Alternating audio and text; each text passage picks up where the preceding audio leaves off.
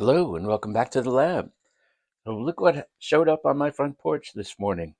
Um, I've been waiting for one of these for a very long time. Many of you probably know just exactly what this is.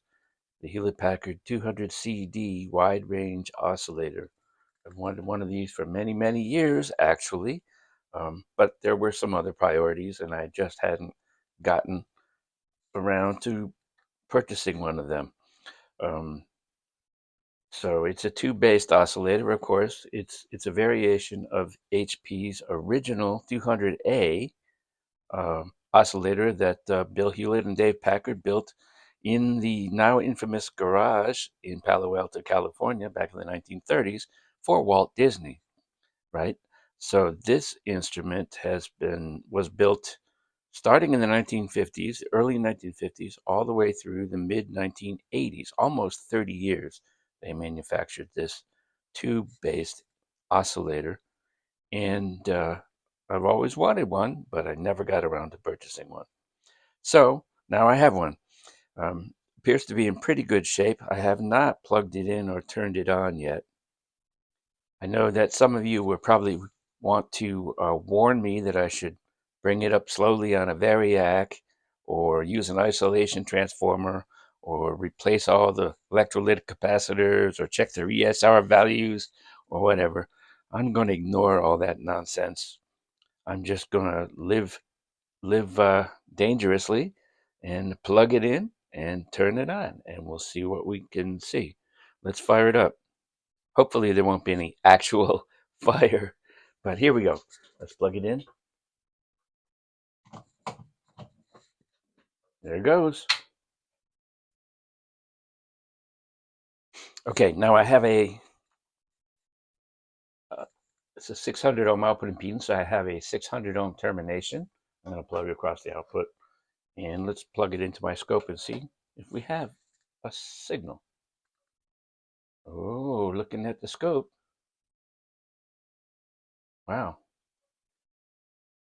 Wow, wow, wow. Indeed, we do have a signal.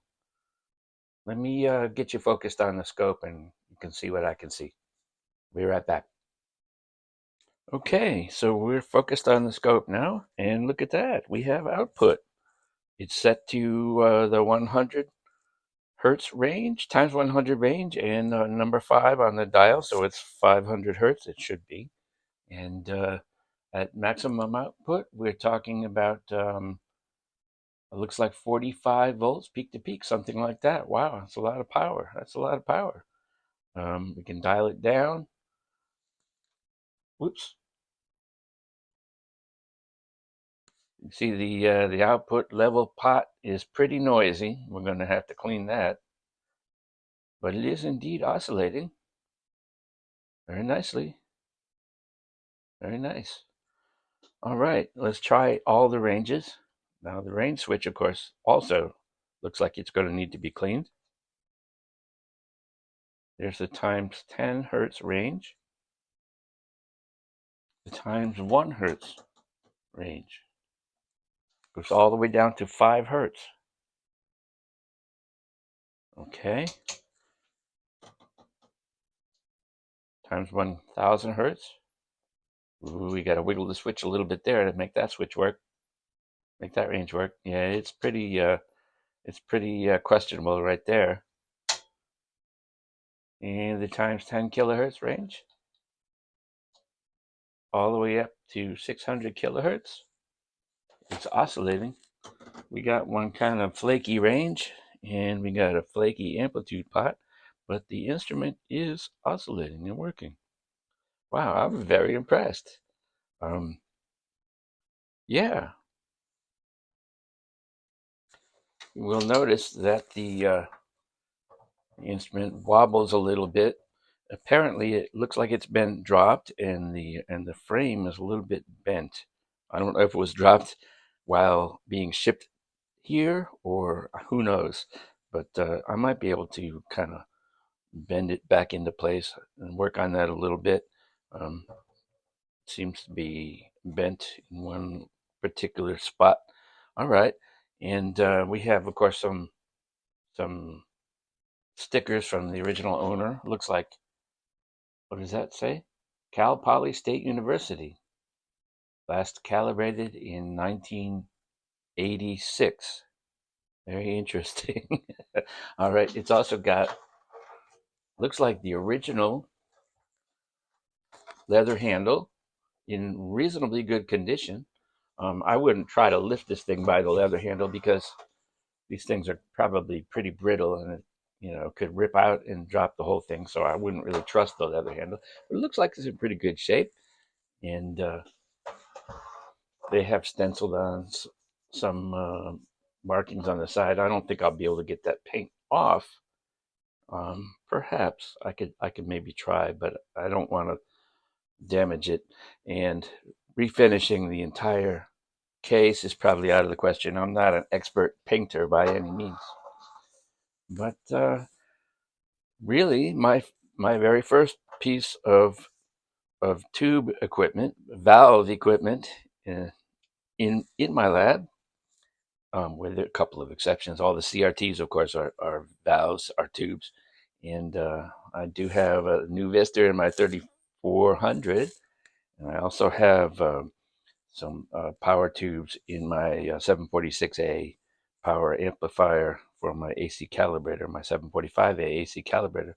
But this is the first tube-based oscillator that I have. HP made these for a very, very long time.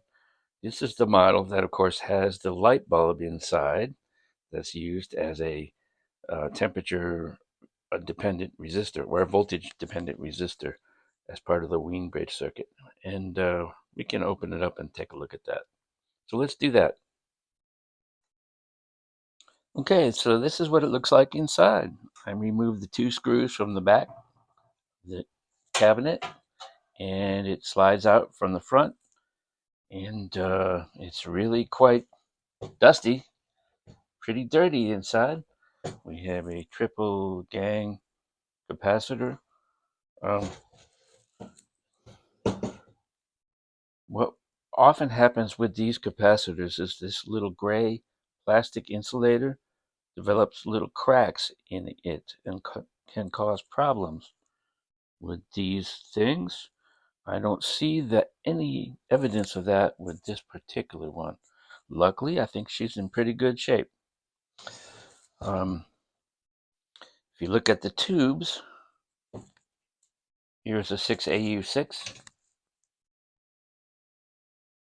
Hewlett Packard. In fact, all the tubes say Hewlett Packard right on them. These must be the original tubes for this instrument. I saw a date code on this electrolytic can right here.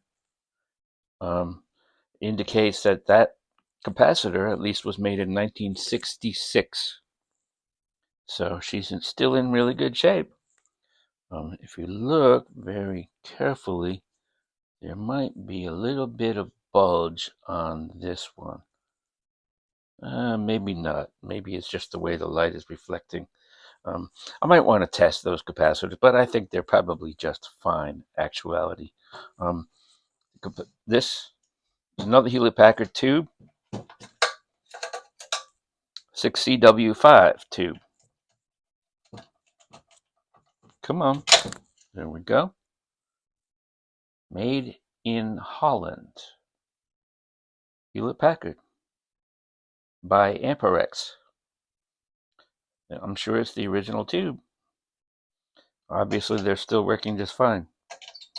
So what I'm going to do with this magnificent old piece of equipment is clean it out, inside and out.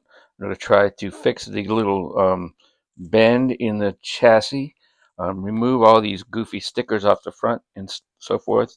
Just generally do a basic cleaning.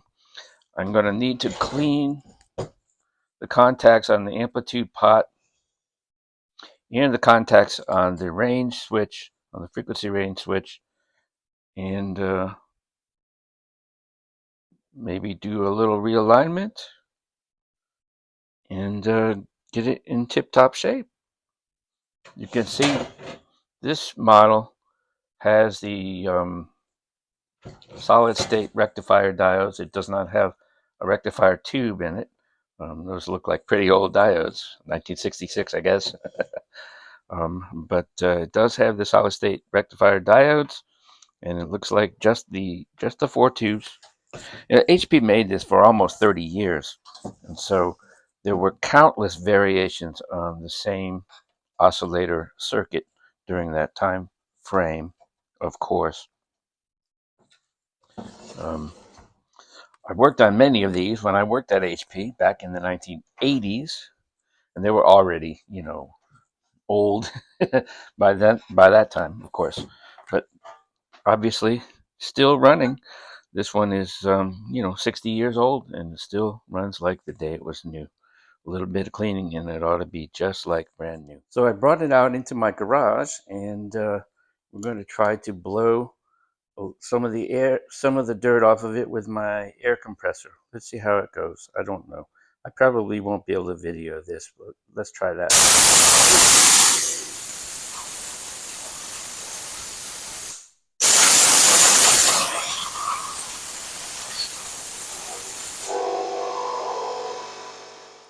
And I took my hammer and very carefully tapped in here inside the cabinet where it was dented and removed that dent as best as I could. And now it sits relatively flatly, and that should be pretty good. Back inside, uh, cleaning the amplitude pot. It's a dual ganged pot, and you have two different sections, of course. It's a sealed potentiometer, so you have to get in there with a pair of needle nose pliers and very carefully bend these tabs upward to remove the back case off the potentiometer, and then get in there with your spray uh, contact cleaner, whatever you prefer to use. I have a couple different options here, and I play around with both of them. I haven't decided exactly which one. I fasten the knob back on so that I can rotate the shaft and to get it nice and clean. And also, you have to do it to both sections. So we'll have to pull this cover off the front section of the amplitude pot and do the same procedure as well. I find it's easiest to remove the pot from the front panel. Just take the nut off and remove all the connections, and work on it that way, and then reassemble everything afterwards. Now, for cleaning the switch contacts, I use this stuff.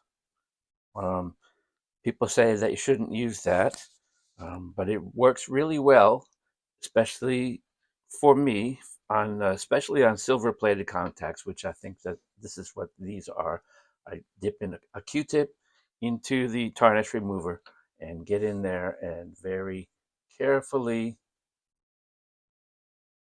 scrub away each and every contact and rotate the switch a few times to make sure I've gotten every little spot. And I repeat that with all the other wafers in the switch. And then I take a clean Q-tip and dip it into some plain water, a second batch, and rinse off the tarnish remover. If you leave the tarnish remover on there, it will end up um, uh, just oxidizing the connections even worse than before. But if you rinse it off with plain water, everything will be nice and clean and good as new. Um, you can also always follow that up with a spray contact cleaner, and what that will do is helps to evaporate the water, and dry it to leave no residue left. I try not to use this one for spraying because it leaves a residue, a lubricant type residue, which I don't want to have on my switches. I use this one for that purpose because it evaporates completely and leaves no residue whatsoever. You can use this if you spray it. You can use the deoxit if you spray it onto the Q-tip and apply it like that. But usually with silver plated contacts that have some corrosion on them, some oxidation, I like to use the Tarnex to remove that before doing any of the other steps. Okay, so I spent the past hour and a half carefully scrubbing off all of the labels. It really took me an hour and a half using isopropyl alcohol. I find that if you take your time and you work at it, you can remove, no matter how stubborn the adhesive is, you can remove it. Even 60-year-old adhesive um, will come off with enough persistence and scrubbing without damaging the finish of the front of the instrument. So I cleaned up everything, reassembled it. I even put a tiny bit, you can't see it in the picture, um, tiny bit of black shoe polish on the leather handle because that seemed appropriate, and it cleaned it up really nicely. So um, put it all back together and buttoned it up, and the 200 CD is finished. Let's turn it on and see if we have resolved the problem with the switch, the range switch, and with the amplitude control. Come on. Perhaps not. Oh yeah, here it comes. Let's take a look at the scope. All right. Looks like the amplitude control pot is nice and smooth now. No little noisy stuff going on. That's beautiful. Let's take a look at the range switch. This is should be 500 hertz. Should be 5 kilohertz. Very nice and steady. This should be 50 kilohertz. Beautiful. Very nice. All the way up to 600 kilohertz. I wanted to put this into my frequency counter and see how accurate the frequency dial is. So let me do that and take a look at that.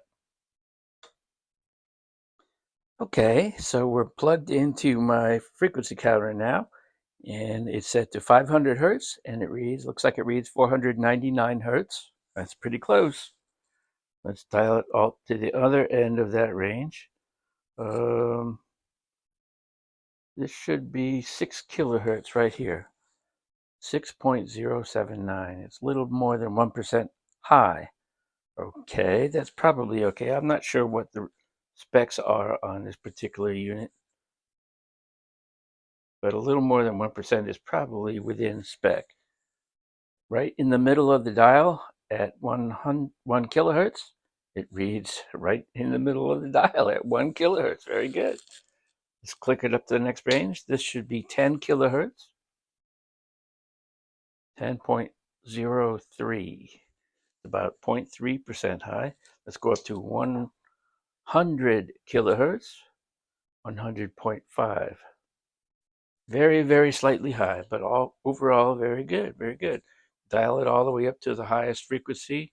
600 kilohertz should be right there, and it's reading quite a bit high. 622 kilohertz. So on the highest range, the frequency is off by about 4%, I guess, something like that. I guess that's all right. There's probably an adjustment for that. I did place an order for the operating and service manual for this instrument, for the one that actually matches the date code range of this unit, and I haven't received it yet, so I don't really want to make adjustments. Just taking a wild guess as to what's going on. When the manual comes in, which should be later this week, I'll go through and realign the entire instrument and make it closer to perfect. So there you have it, the legendary HP200CD Wide Range Oscillator. Thank you very much for watching. Please click like and subscribe, and click the bell notification icon so that you will be notified when my next video comes out. Thanks again.